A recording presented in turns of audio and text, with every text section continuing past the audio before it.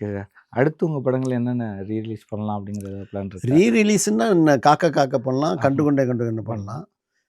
தெறி இந்த ரிலீஸுக்கு அப்புறம் வந்து நான் வந்து ட்ரெயின் ஒர்க்ல போயினுது சிஜி ஓகே. ஒர்க்லாம். Okay sir. முடிஞ்சோனே அது வந்து மிகப்பெரிய லெவல்ல ஒரு இங்கிலீஷ் பிக்சர் மாரி இருக்கும். Okay sir. அது ஓகே. பண்ண போறேன். Okay sir. அது ரிலீஸ் த்ரூ அவுட் வேர்ல்டு ஃபுல்லா இது பண்ணுவோம். Okay sir. மிஸ்கின் டைரக்ஷன்ல விஜய் சேதுபதி, ஆமா சார். ஸ்ருதிஹாசன் நடிச்சிருக்காங்க. ரொம்ப நல்லா வந்திருக்கு. ஒரு இங்கிலீஷ் பிக்சர் பார்க்குற மாரி சீட்டு நுனியில தான் உட்காந்து பார்ப்பாங்க. அந்த மாரி ஓஹோ! தான் இருக்கும்.